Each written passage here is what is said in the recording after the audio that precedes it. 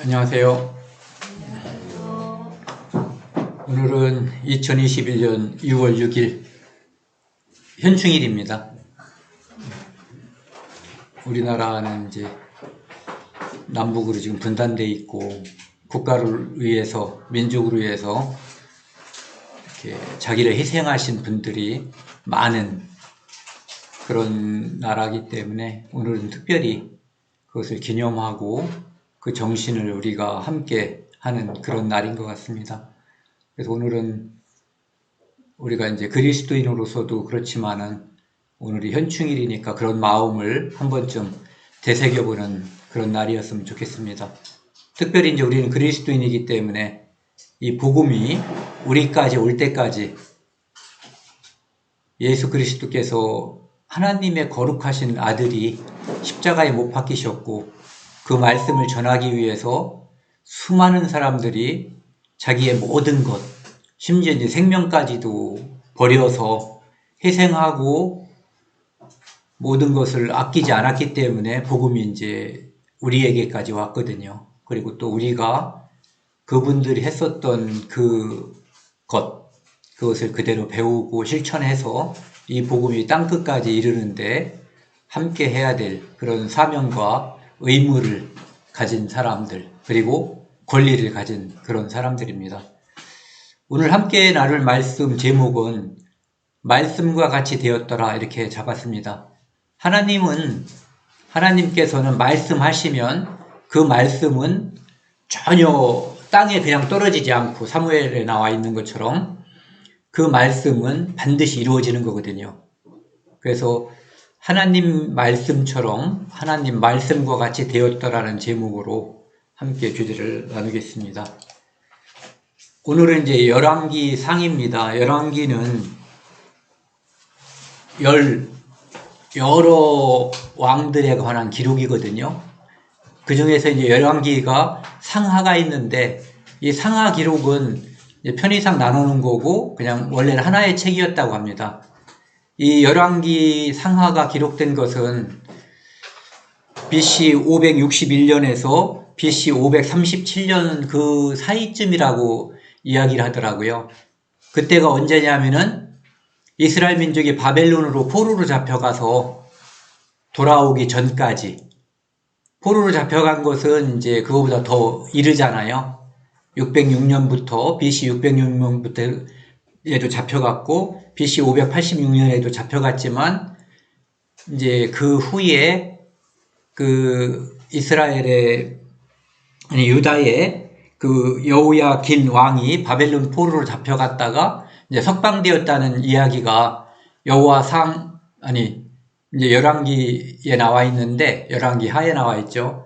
그러니까 그때부터 그 사이에 이제 기록되었을 것이다라고 이야기하고 정확하게 누가 기록하였는지는 뭐 잘 모르는가 봐요. 예레미야라는 말도 있는데 예레미야라고 보기에는 또 이제 의심스러운 그런 부분이 있기 때문에 누가 기록했는지는 모른다 이렇게 알면 될 것 같아요.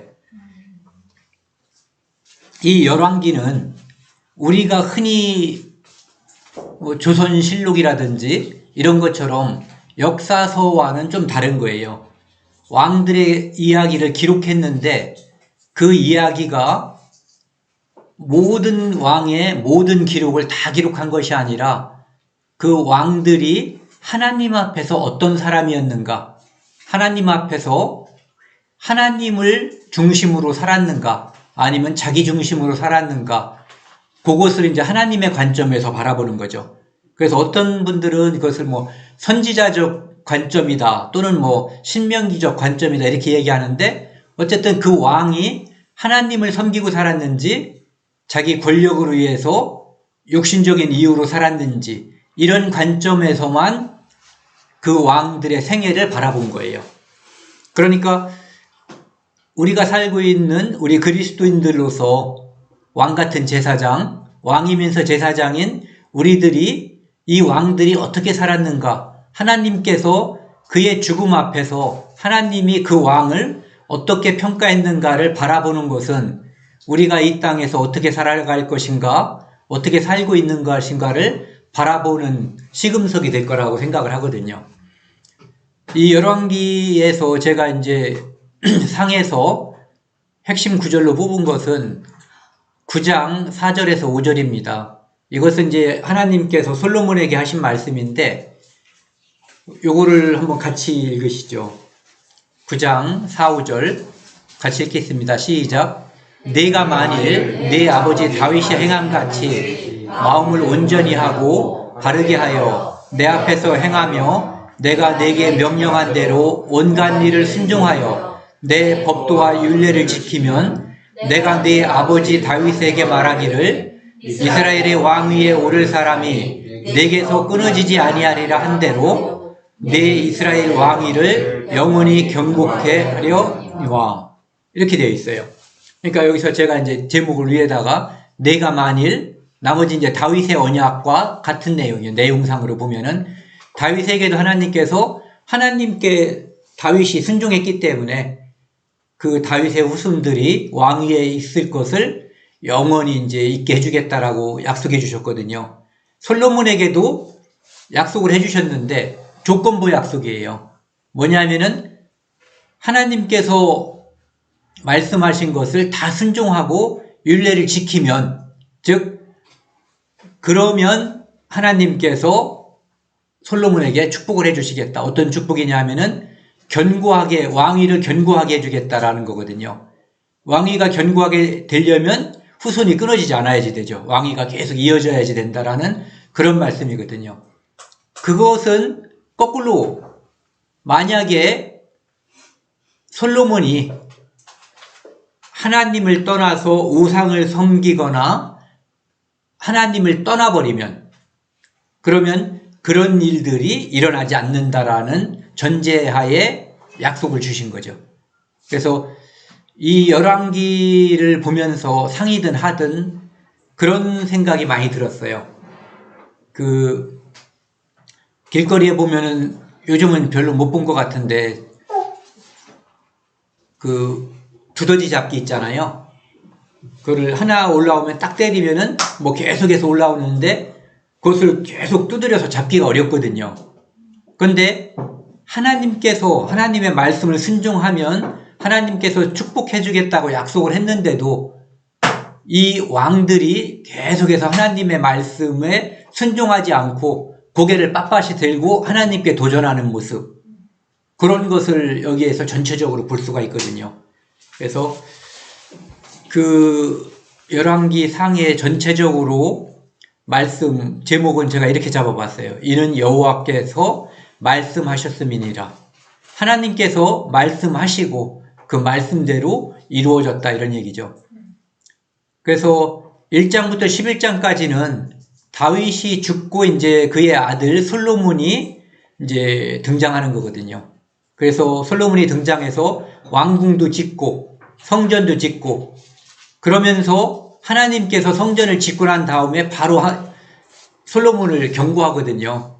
내가 하나님을 떠나면, 우상 숭배하면 이렇게 될 것이다라고. 그리고 솔로몬의 영화, 솔로몬이 얼마나 영화를 누렸는지에 대해서 나와 있고요. 그 다음에 바로 솔로몬이 어떤 모습으로 타락했는지에 대해서 나와 있어요. 그래서 솔로몬의 타락으로 인해서 이스라엘은 이제 2번에 나와 있는 것처럼 남쪽 유다와 북쪽 이스라엘로 분열왕국이 되는 거죠. 그것은 솔로몬의 죄 때문이에요. 그래서 분열이 돼가지고 남쪽은 솔로몬의 아들인 르호보암, 북쪽은 솔로몬의 장군이었던 여로보암이 이제 정권을 차지해서 남북 왕조가 되는 거죠. 그래서 그 뒤에는 보면은 그들의 왕이 남쪽이든 북쪽이든 여호와의 길, 아니 다윗의 길로, 즉 하나님 말씀을 순종하는 길로 갔는지 아니면 여로보암의 길로 하나님 말씀을 순종하지 않고 아까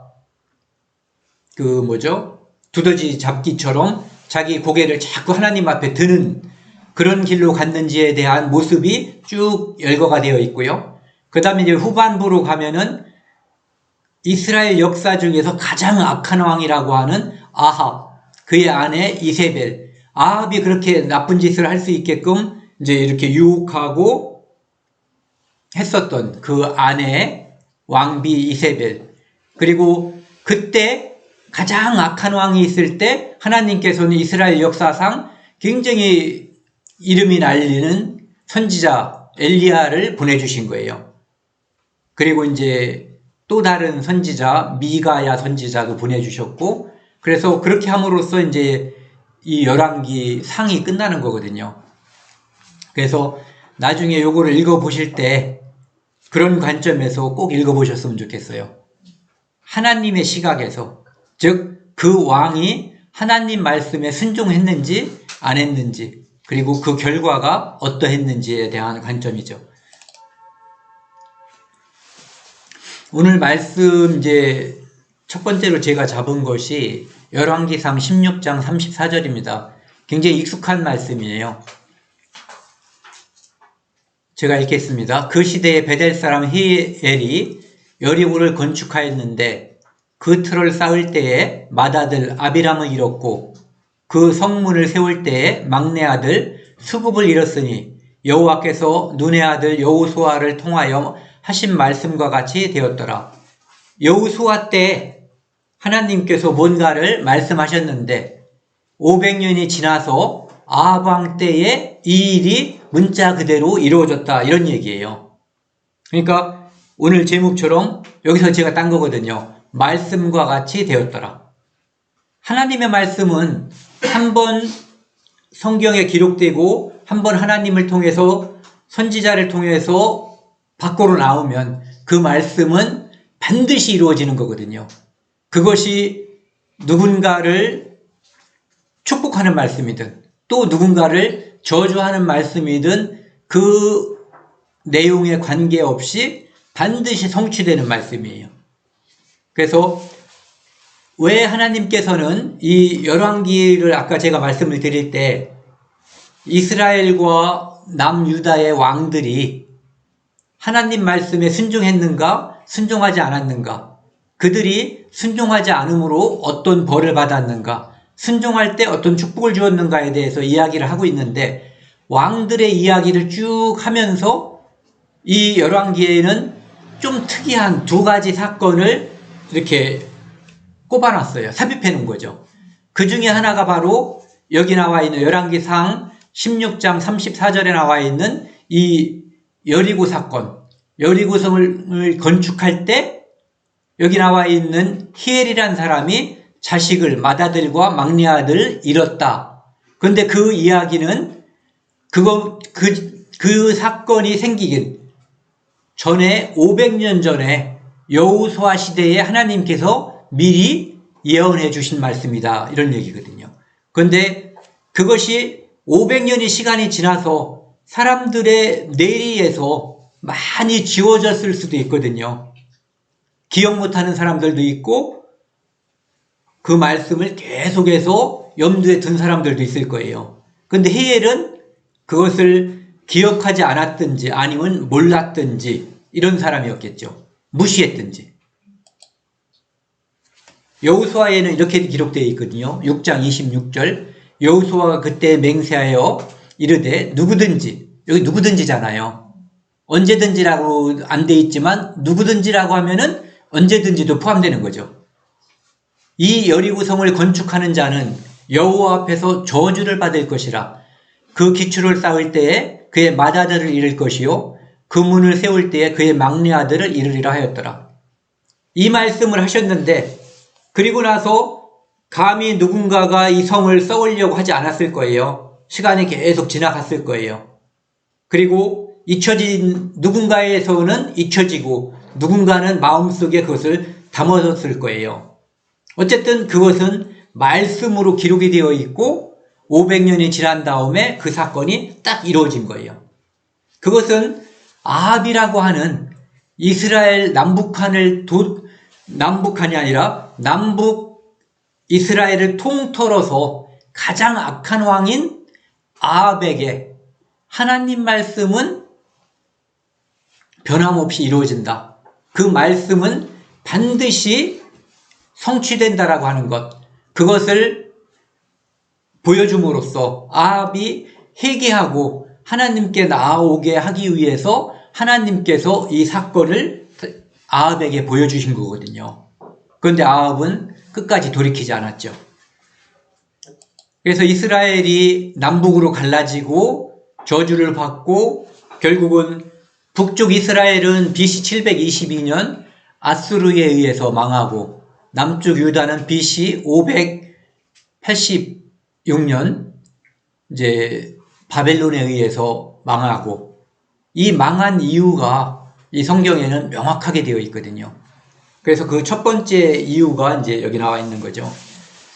열왕기상 11장 4절에서 6절입니다. 이 말씀은 하나님께서 솔로몬에게 이제 주신 말씀을 그가 하나님을 떠나고 나서 이런 일들이 벌어졌다 하는 것을 이제 성경에서 이야기하고 있는 거예요.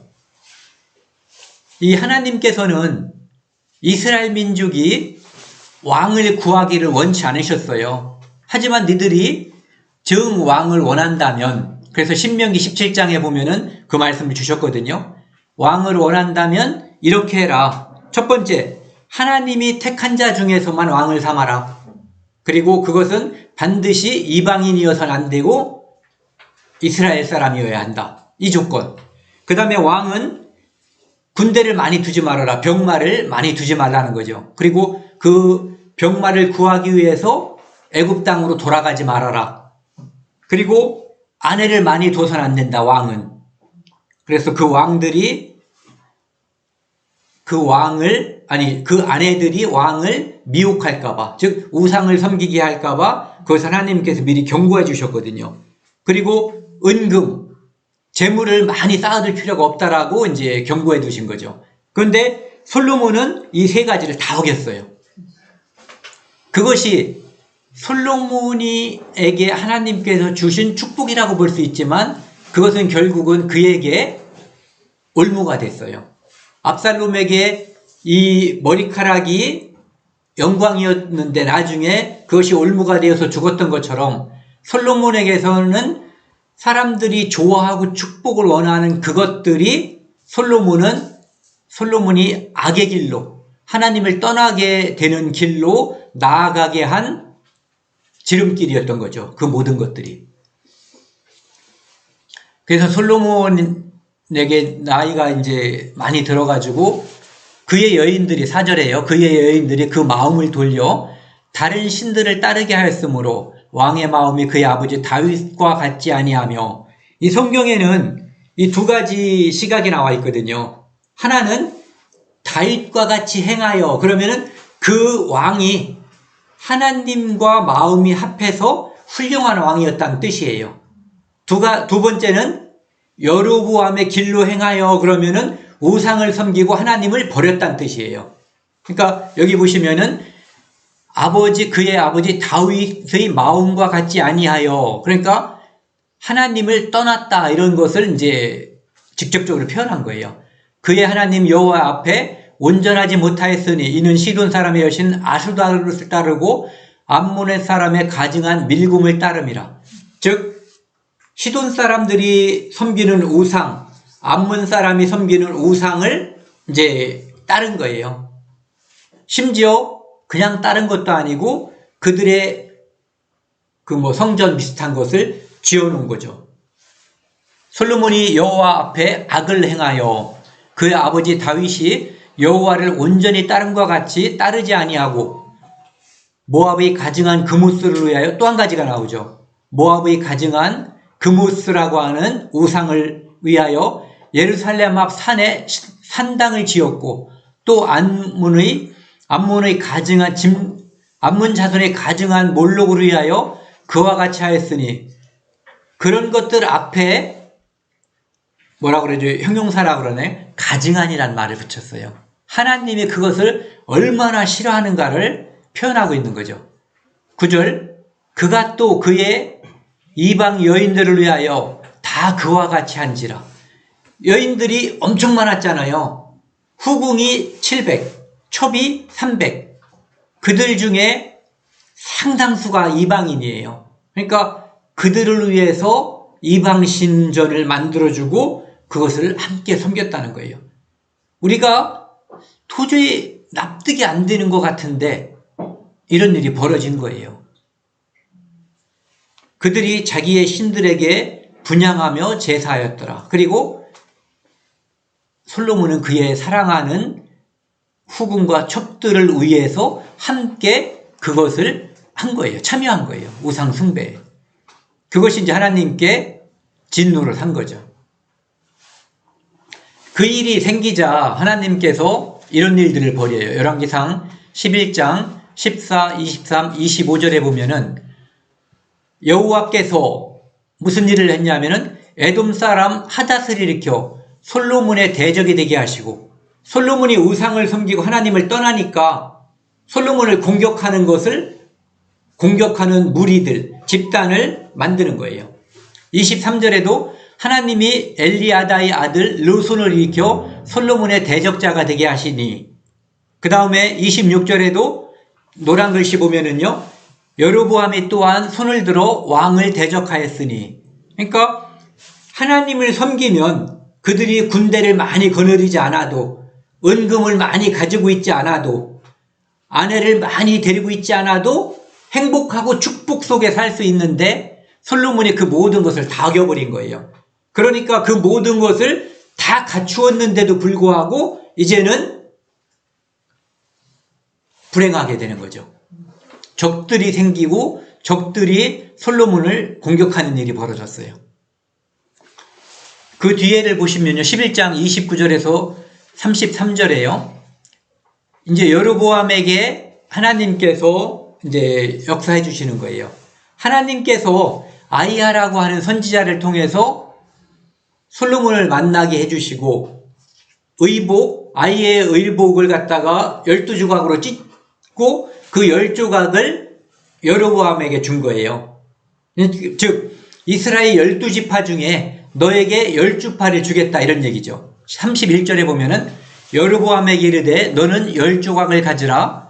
이스라엘 하나님 여호와의 말씀이 내가 이 나라를 솔로몬의 손에서 찢어 빼앗아, 보세요, 찢어 빼앗아 10지파를 내게 주고, 그래서 솔로몬의 아들인 르호보암에게는 2지파, 유다지파와 베냐민지파가 있었고 나머지 10지파는 다 르호보암에게 있었던 거예요. 그러니까 국력의 차이가 엄청나겠죠. 이렇게 극렬하게 이렇게 차이를 둔 거예요.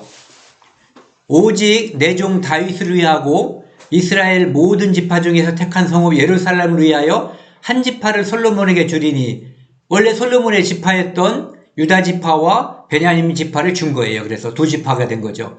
이는 그들이 나를 버리고, 이렇게 하는 이유에 대해서 분명하게 하나님께서 설명을 하고 있어요. 이스라엘을 솔로몬에게 줬는데, 다윗에게 주고 솔로몬에게 줬는데, 솔로몬에게 준 이 나라를 찢어서 분단시켜서 나누어지는 이유가 33절을 같이 읽겠습니다. 시작.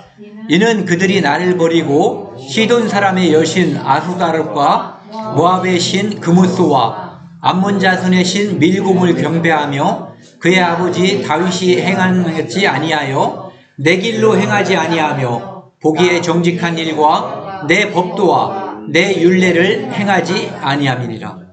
하나님을 떠나서 우상을 섬겼다는 얘기예요. 그래서 이런 일이 지금 벌어지고 있다, 이런 얘기죠. 그 뒤에요, 37에서 39절에 보면은 내가 너를 취하리니 너는 내 마음에 원하는 대로 다스려 이스라엘 위에 왕이 되며, 즉 이스라엘이든 유다든 왕이 되는 것은 여호와 하나님께서 허락하는 자가 왕이 되는 거예요. 그러니까 왕을 삼는 분이 하나님이시라는 거죠. 내가 만일 내가 명령한 모든 일에 순종하고 내 길로 행하며, 즉 너희 아버지가 아니죠, 여로보암의 길, 솔로몬의 후반에 했었던 길, 거기로 가면 안 된다는 거죠. 내 눈에 합당한 일을 하며 내 종 다윗이 행함같이 내 율례와 명령을 지키면 내가 너와 함께 있어 내가 다윗을 위하여 세운 것 같이 너를 위하여 견고한 집을 세우고 이스라엘을 내게 주리라. 즉 다윗에게 약속한 것처럼, 솔로몬에게 약속했던 것처럼 여로보암에게도 조건부 약속을 해주신 거예요. 즉 하나님 말씀을 순종해서 율법을 떠나지 않으면 왕위가 견고하고 뒤에 너희 후손들이 계속해서 왕위에 있을 것이다. 39절, 내가 이로 말미암아 다윗의 자손을 기록케 할 것이나 영원히 하지는 아니하리라 하셨느니라. 그래서 하나님께서 다윗의 자손인 솔로몬을 그때 솔로몬이 죄를 졌지만 솔로몬 때는 다윗을 위해서 용서해주고 그의 솔로몬의 아들인 르호보암 때 이 나라를 찢고 그 나라를 괴롭게 하는 거죠. 이런저런 나라들이 막 쳐들어오게도 하고 이제 싸우게 만들고 혼란하게 해주는 거예요. 그렇게 하시는 이유가 뭐냐면은 그들이 우리가 하나님을 떠났더니 이런 벌이 임하는구나 해서 바로 돌아오길 바라는 거죠. 그래서 하나님 말씀 앞으로, 율법 앞으로 우상을 버리고 하나님 앞으로 돌아오길 바라기 때문에 그러라고 그런 일을 벌이는 거예요.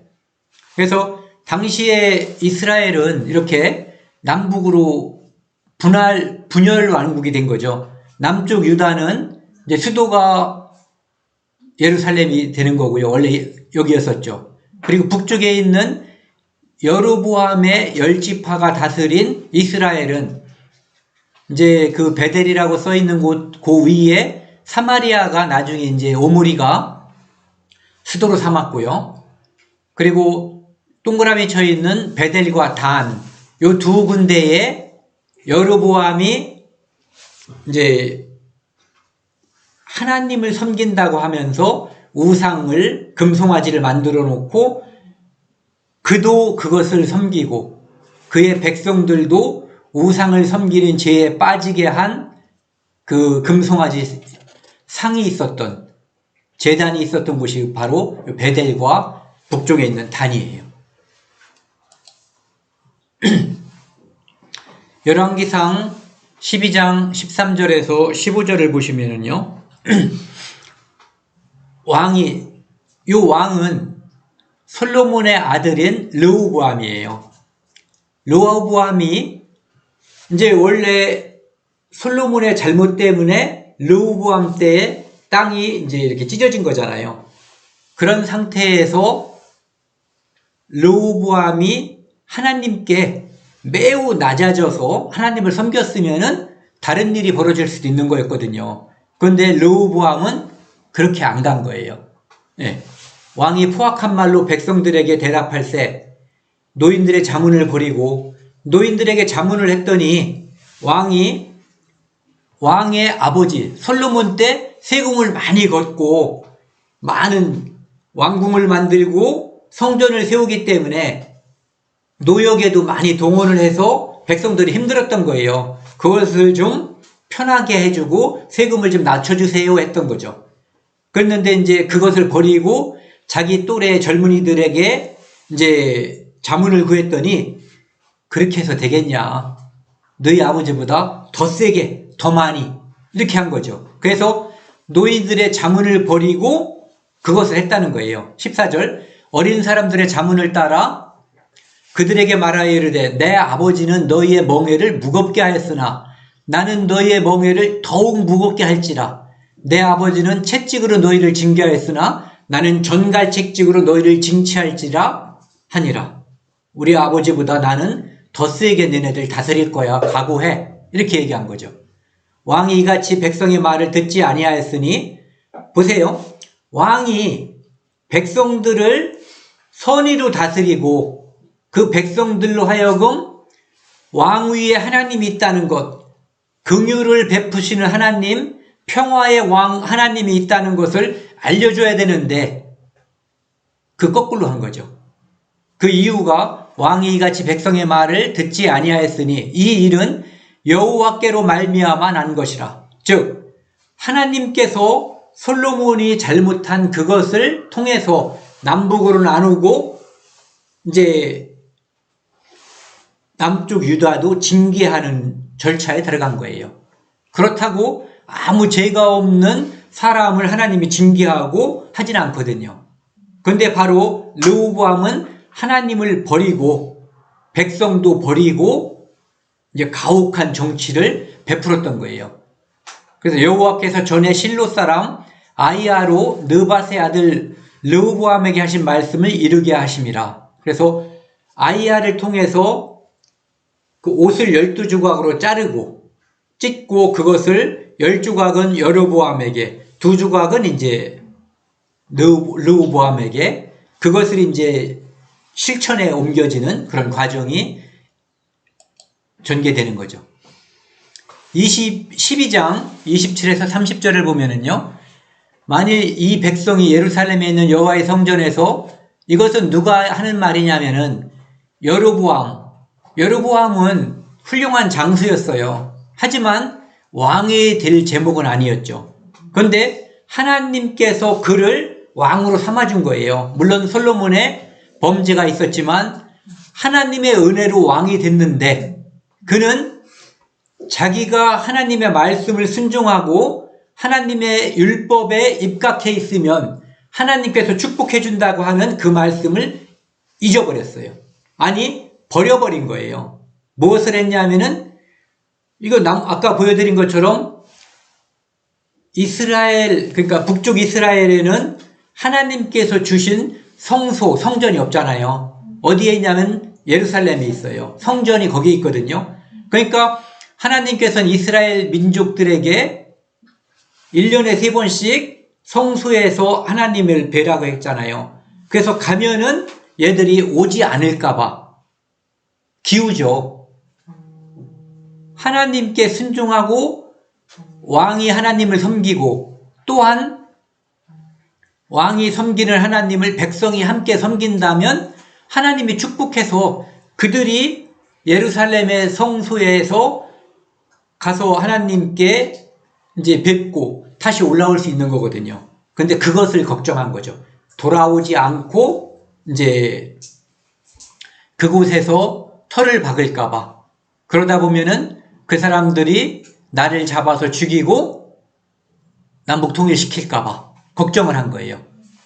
27절에 만일 이 백성이 예루살렘에 있는 여호와의 성전에 제사를 드리고자 하여 올라가면, 이 예루살렘이 우리 지도를 보면은 밑에 있는 것처럼 보이잖아요. 그냥 우리가 상하 개념으로. 그런데 예루살렘으로 올라가는 것은 성소라는 개념 때문에 올라간다는 개념도 있고, 예루살렘은 지대가 높기 때문에 올라간다고도 한 거예요.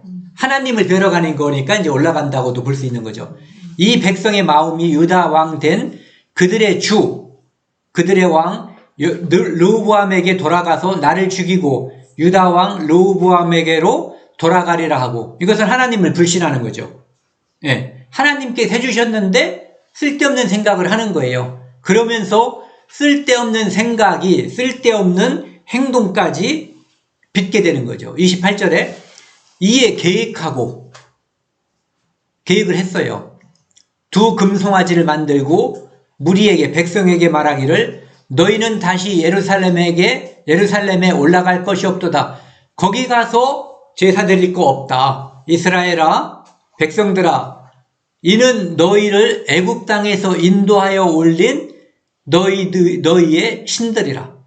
금송아지 2를 만들어서 하나는 단에 놓고 하나는 베델에 놓고 뭐라고 그러냐면은 이것은 우리의 우상이다라고 말하는 게 아니라 애굽에서 우리를 인도한 우리의 신들, 하나님이다, 이렇게 얘기하는 거죠. 근데 하나님은 뭐라고 말씀하셨어요? 우상을 만들라고? 만들지 말라고. 그리고 그들이 하나님을 섬기려면 예루살렘에 있는 성소에 와서 섬기라고, 성전에서. 단일 성소인 거예요. 근데 그 모든 것을 자기의 생각으로 다 깨버린 거예요. 그래서 29절 하나는 베델, 하나는 단에 뒀고요. 30절 같이 읽겠습니다. 시작. 이 일이 죄가 되었으니 이스라엘 단까지 가서 그 하나에게 경배함이더라. 그래서 이것이 죄가 된 거예요.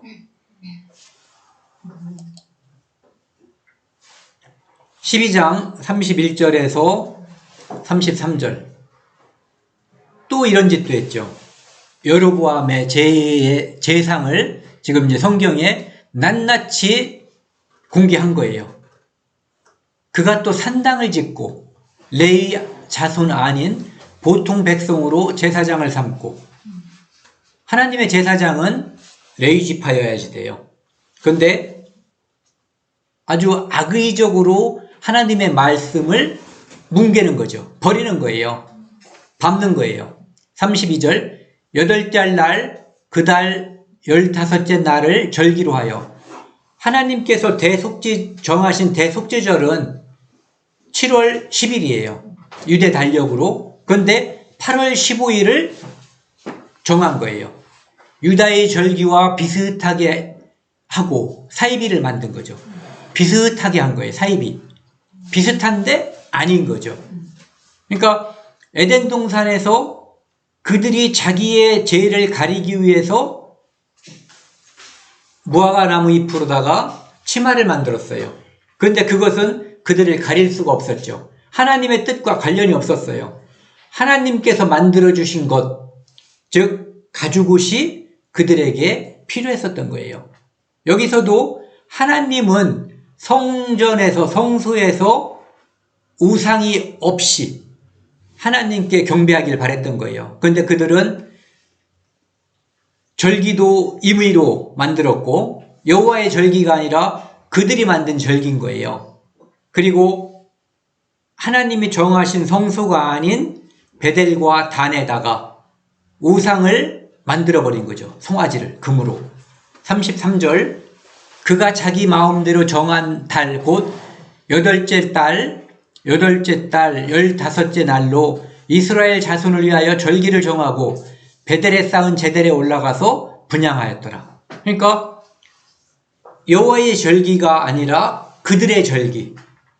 그러니까 지은 죄가 한두 가지가 아닌 거죠.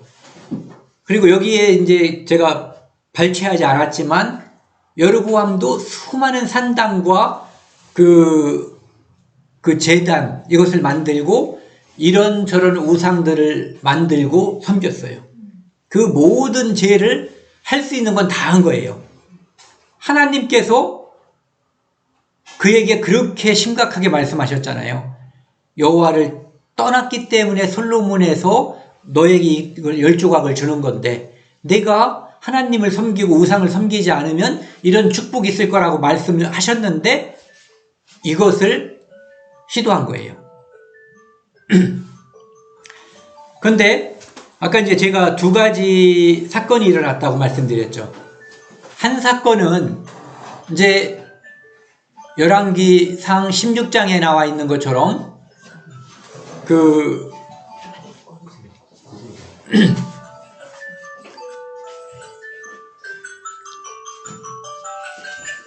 여리고성을 건립함으로 인해서 이제 히엘이라고 하는 사람이 두 아들이 죽을 것. 그것이 이제 갑자기 끼어들었다고 말씀을 드렸고 또 한 가지 사건은 바로 이 사건이에요.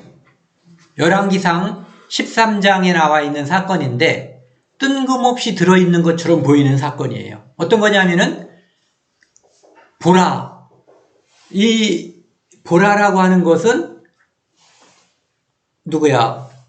세례 요한이 세상죄를 지고 간 하나님의 어린 양이다 할 때도 보라 그랬잖아요. 그것처럼 여기서도 이 열왕기를 기록한 기자는 그 백성들 그리고 그 후에 있을 우리 성도들에게 기억을 환기시켜주는 거예요. 그리고 여기를 집중하라고 말씀드리는 거죠. 말씀하는 거죠.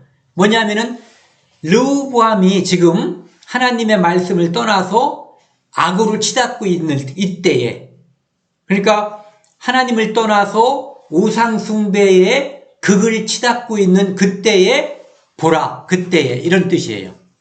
그러니까 이 사건은 아까 그 사건은 이스라엘 역사 중에서 가장 극악무도한 왕인 아합 때에 이루어졌던 거고요. 여리고성을 쌓은 사건은. 그런데 그 일로 인해서 아합은 돌이키지 않았거든요. 그리고 이 사건은 북이스라엘의 초대 왕인 여로보암 때에 이루어졌던 거예요. 하나님께서 이 사건을 통해서 여로보암이 돌이키고 북이스라엘이 하나님께 돌아오기를 바랬었던 거죠. 그래서 북쪽 이스라엘은 이제는 하나님을 섬기는 사람들이 없어요. 그리고 제사장들, 선지자들도 다 이제 우상에 다 빠져버린 거예요.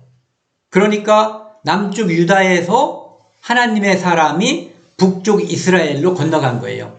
보라, 이때에 하나님의 사람이 여호와의 말씀으로 말미암아 유다에서부터 베델에 이르니 국경을 넘어서 위쪽으로 간 거죠.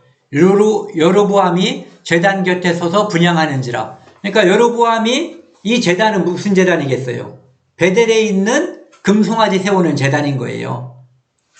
하나님의 사람이 제단을 향하여 여호와의 말씀으로 애쳐 이르되, 하나님의 사람이 크게 애치했어요. 제단아 여호와께서 이와 같이 말씀하시기를 다윗의 집에 요시아라 이름하는 아들을 낳으리니, 이 요시아는 여로보암부터 시작해서 300년 후에 남쪽 유다에 나타날 왕의 이름이에요.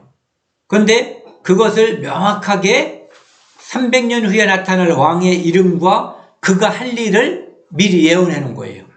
그리고 그 일이 반드시 일어날 거다라고 하는 것을 징조로서 특정 사건을 또 보여주시는 거죠. 그가 내 위에 분향하는 산당 제사장을 그 위에서 제물로 바칠 것이요. 그러니까 여로보암이 우상을 숭배하는 것이 쭉 이어질 거 아니에요. 그때 그렇게 하는 산당 제사장을 그 제물로다가 그 단에서 바칠 것이다. 죽여버릴 것이다는 얘기죠. 그리고 또 사람의 뼈를 그 위에서 사르리라. 원래 제단은 짐승을 하나님께 제사 드리기 위해서 번제를 드리는 곳이잖아요. 그런데 우상을 섬기던 제사장과 죽은 우상을 섬겼던 제사장들을 그곳에서 살아버리겠다는 얘기예요. 그날의 그날에 그가 징조를 들어 이르되, 그는 여호와께서 말씀하신 징조라. 제단이 갈라지며 그 위에 있는 재가 쏟아지리라 하며, 이런 일이 벌어질 거라고 하는 거예요. 요시아 때 벌어질 이 일이 진실하다는 것을 징조로 보여주는데, 오늘 이 제단에 재가 쏟아질 거라는 거죠. 제단이 갈라지고.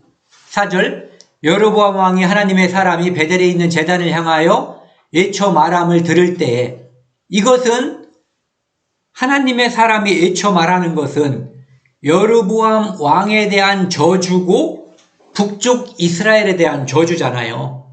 그들이 지금 하고 있는 우상 숭배에 대한 경고니까요. 그래서 왕이 뭐라고 했냐면은 손을 펴서 그를 잡으라. 그러니까 부하들에게 명령을 내린 거죠. 저놈 잡아라.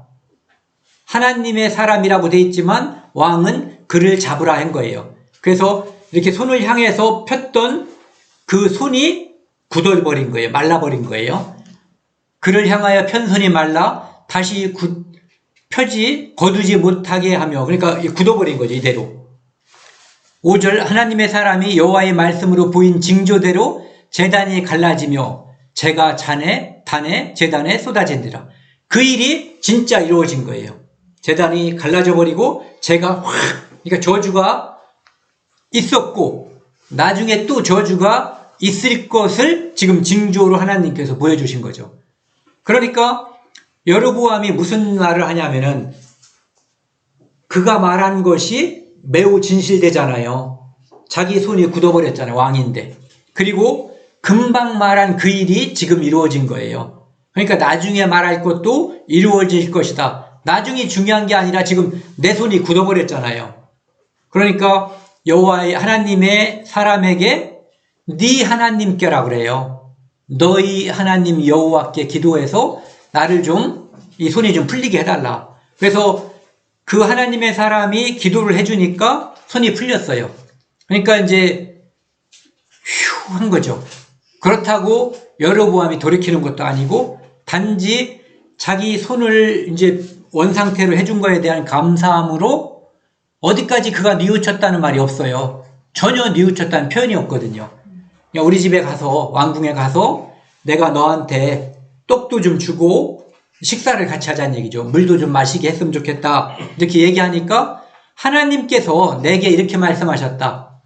너는 누가 먹자고 해서 따라가지 말고 떡도 같이 먹지 말고 물도 같이 마시지 말고 왔던 길로 가지 말고 다른 길로 돌아가라. 이렇게 했다는 거예요. 그러니까 여로보암이 그를 재촉했지만 듣지 않았어요. 그런데 그 이야기를 사람들이 왕의 행사니까 본 사람들이 많을 거 아니에요. 그리고 그 산당의 제사장들은 거기에 다 같이 있었을 거 아니에요. 그러니까 그 이야기들이 쫙 퍼진 거죠. 그런데 그 북이스라엘에 어떤 늙은 선지자가 있었는데 그 선지자가 아들들이 와가지고 그날 있었던 일을 얘기해 주는 거예요. 그러니까 그가 갑자기 그 하나님의 사람이 어디로 갔냐고 묻고 따라가서 그 선지자를 찾아서 따라잡아요.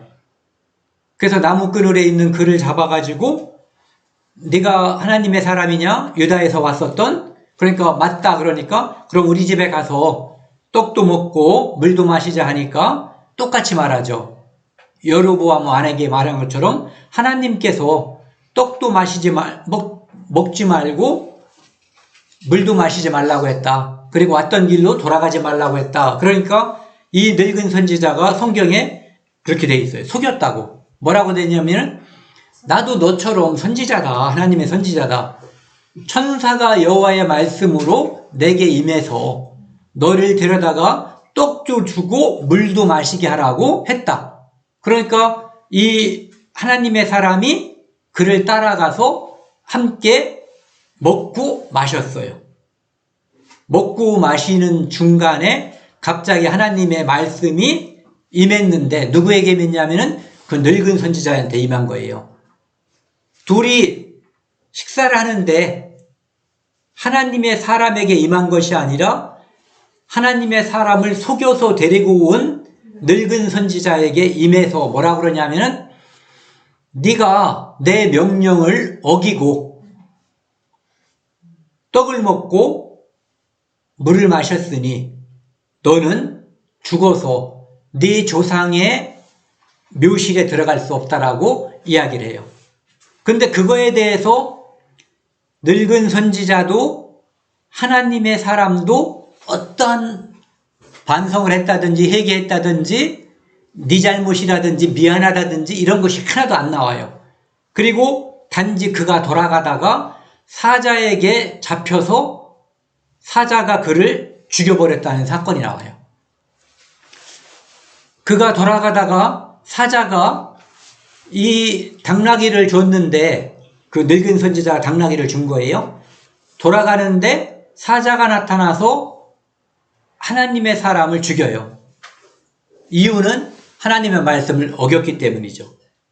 그런데 사자가 하나님의 사람을 죽이기만 하고 먹어 치우지도 않고 당나귀가 옆에 있는데 당나귀를 먹어 치우지도 않고 그냥 서 있는 거예요.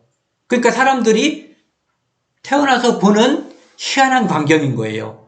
사자가 사람을 해친 광경, 뭐 뿅 안 남아 있다든지 그런 건 봤지만 이런 광경은 본 일이 없는 거예요.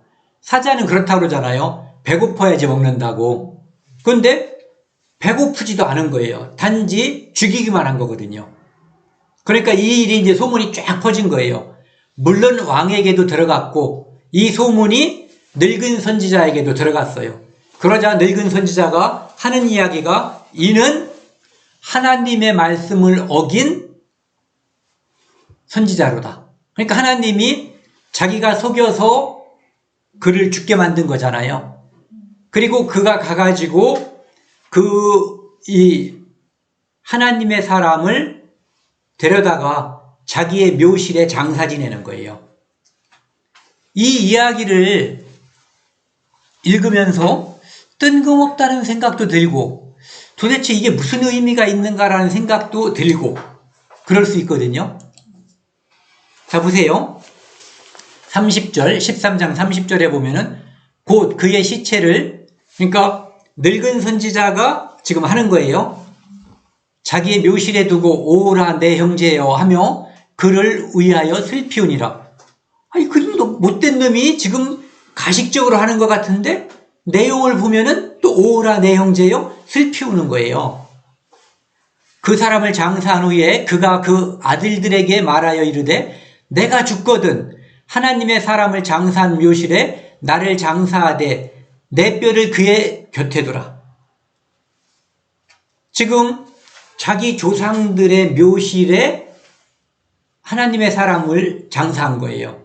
나중에 시간이 지나면 뼈만 남겠죠. 나중에 자기가 죽어서 장사되면은 그 아들들에게 내 뼈도 내 시신도 거기다가 같이 붙여놓으란 얘기예요. 옆에다 두라. 그가 여호와의 말씀으로 베델에 있는 제단을 향하고 또 사마리아 성읍들에 있는 모든 산당을 향하여 애쳐 말한 것이 반드시 이룰 것임이니라. 하나님의 사람이 여로보암이 제사 지내는 그곳에서 했었던 그 말, 그것이 반드시 이루어질 거다라고 이 늙은 선지자가 드디어 선지자 노릇을 한 번 하는 거죠. 그 늙은 선지자는 하나님의 사람을 속였고 심지어 죽게 만든 책임이 있어요. 그런데 지금은 그 선지자의 죽음과 자기의 죽음을 함께 하는 거예요.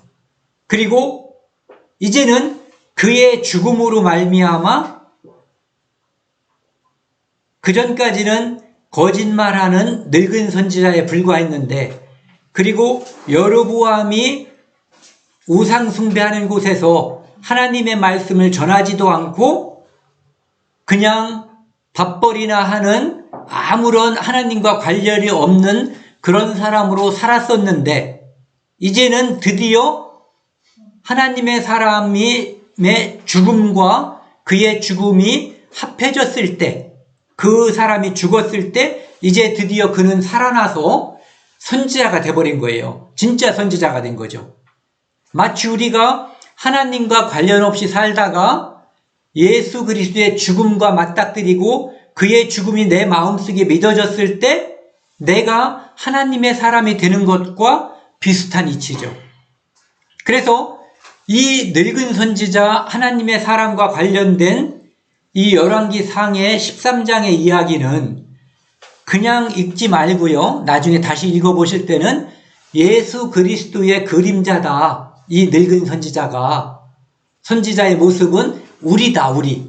그리고 여로보암을 깨우치려고 했는데 여로보암은 깨어나지 않았고, 이스라엘을 깨우치려고 했는데 깨어나지 않았지만, 이 늙은 선지자는 이 어마어마한 사건, 사자가 사람을 죽였는데 좀 전에 하나님께서 말씀하셨잖아요. 네가 내 명령을 어겼기 때문에 너는 내 묘실에 들어갈 수 없을 것이다 라고 말씀하신 그 말이 그대로 이루어진 것을 늙은 선지자가 보았고, 그것을 봄으로 인해서 그의 죽음 앞에서, 예사롭지 않은 죽음 앞에서 이 늙은 선지자는 깨어난 거예요. 그래서 드디어 진짜 선지자가 된 거죠. 그래서 그가 말한 그 일이 반드시 이루어질 것이다 라고 하는 예언을 하게 되는 거죠. 그래서 그런 측면에서 이 열왕기상 13장을 한번 다시 보셨으면 좋겠어요. 그리고 나서 300년이 지난 다음에 이 일이 이루어지는 거예요. 열왕기하 23장 15절, 18절에 아까 무슨 왕이라고 그랬죠? 요시야 때 이 일이 이루어진다고 그랬잖아요. 그래서 요시야가 그 당시에 있었던 많은 우상들, 자 보세요. 요시야는 BC 641년인가 왕이 됐어요. 그러면은 BC 722년에 북쪽 이스라엘이 망했으니까 지금은 통일왕국이죠.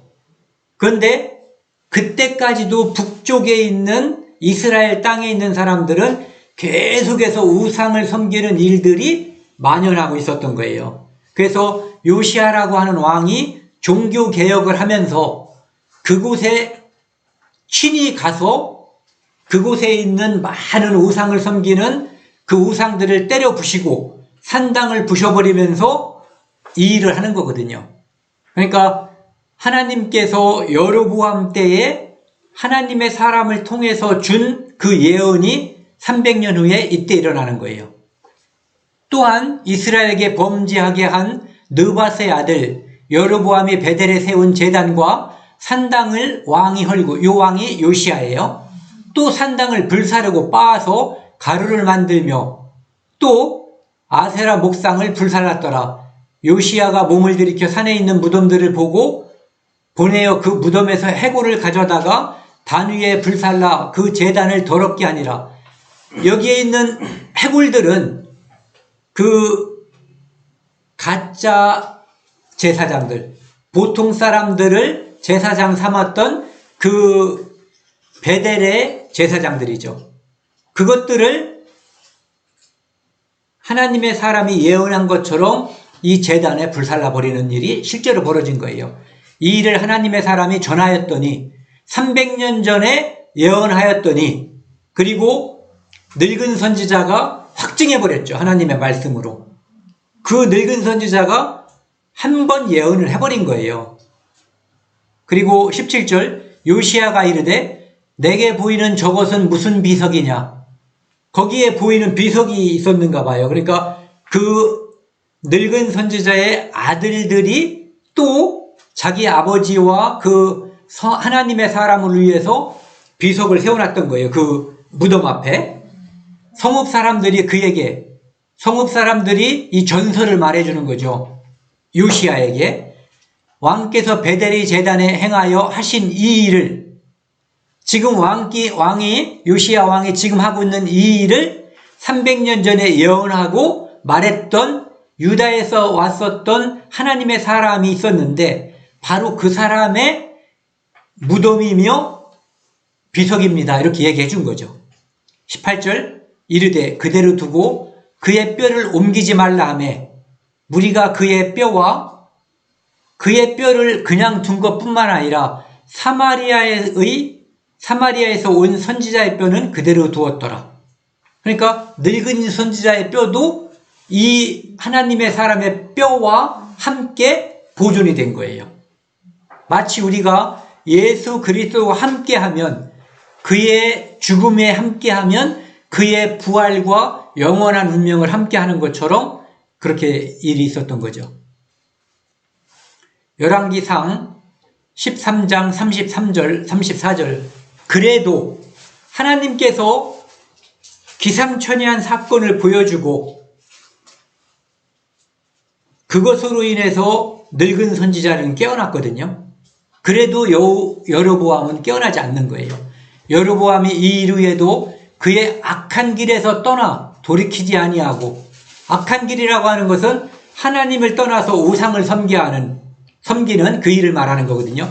다시 예전에도 했는데 일반 백성을 산당의 제사장으로 삼되 누구든지 자원하면, 누구든지 저 좀 제사장 시켜주세요 하면은 그 사람을 산당의 제사장으로 삼았으므로 이 일이 여호와의 집에 죄가 되어 그 집이 땅 위에서 끊어져 멸망하게 되니라. 요 일로 인해서, 즉 우상 숭배와 우상 숭배를 격려하고 조장한 일, 이것으로 인해서 왕이 해서는 안 되는 일을 함으로써 이제 이 일이 벌어진 거죠. 여기 보시면은 이제 초대 왕 사울, 두 번째 다윗, 세 번째 솔로몬, 그분들은 이제 통일왕국이었잖아요. 그리고 왼쪽은 유다, 오른쪽은 이스라엘이에요. 앞에 보면 르호보암이 악을 행했잖아요. 그 다음에 아비야도 그의 아들 아비야 또는 아비얌이라고 하는데 그도 악을 행했어요. 그래서 그때는 여러 가지 괴로운 일이 많이 있었어요. 그리고 아사가 선을 행했고 여호사밧이 선을 행했어요. 유다의 왕이 20명인데 선한 왕이 8명. 그래서 유다가 오래 간 거예요. 우측에 있는 이스라엘은 악한 왕이 19명 중에 19명. 선한 왕이 단 한 명도 없었어요. 예. 그리고 계속해서 잘못함으로 인해서 왕조가 9번 바뀌었어요. 유다는 하나의 왕통, 다윗의 왕통으로 쭉 이어졌죠. 그리고 한 나라는 345년 동안 존속했고 그 다음에 이스라엘은 209년만 존속했어요. 빨리 망한 거죠. 그 악을 하나님께서 계속 참으시면서 다른 사람을 기용했죠. 왕을. 그러면서 그가 뉘우치고 돌이키기를 바랬지만 그들은 결국은 끝까지 갔어요. 그래서 아까 요시야 때 남쪽에 있는, 그때는 물론 통일왕국이었지만은 하나님께서 요시야를 통해서 종교개혁을 시켰고 그 나라가 하나님께 돌아가는 듯 했지만 그의 아들들과 아들의 아들들이 계속해서 요시야 다음에 망할 때까지 모든 왕이 다 이제 악해버렸죠. 그래서 망해버린 거예요. 그래서 하나님께서 다윗을 통해서, 하나님께서 솔로몬을 통해서, 하나님께서 여로보암을 통해서 하신 말씀대로 하나님을 순종하면 그 나라가 길 것이라고 하는 것, 그 반대가 되면 망할 것이라고 하는 그 말씀대로 그대로 이루어진 거거든요.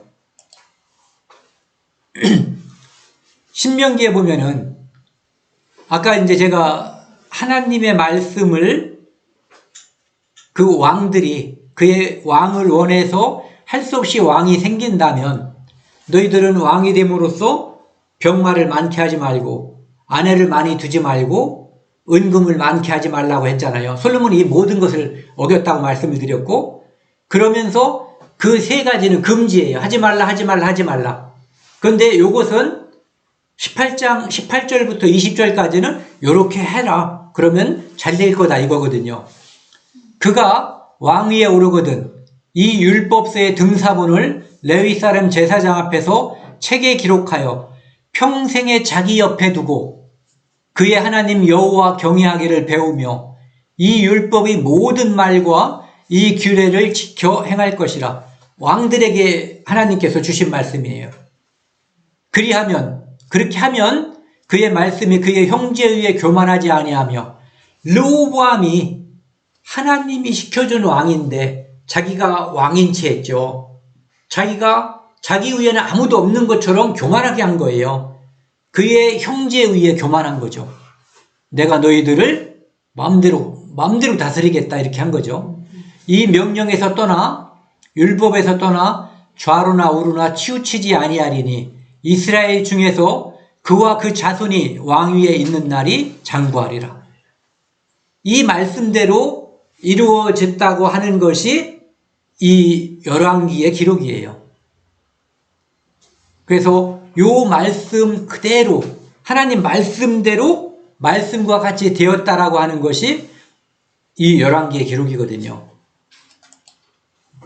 이 마지막 말씀 로마서 13장 11절인데요. 1절 이 말씀은 여러 가지 우리가 생각해 볼 말씀이 있지만 저는 이 말씀에서 권세는 하나님으로부터 나온다는 것, 모든 권세는 하나님이 정하셨다는 것, 요거만 보는 거예요. 그래서 왕을 세우신 분이 하나님이시고 그가 자기 위에 왕이 있다는 것을 염두에 두고 그의 왕인 하나님의 말씀을 순종할 때 축복과 백성에게도 축복이 있는 거죠. 그런데 그것을 하나님의 말씀을 떠나서 함부로 살면 모든 그에게 줬었던 축복이 다 사라지고 하나님께서 그에게 시련과 고통과 분단과 죽음, 멸망 이런 것을 주는 거죠.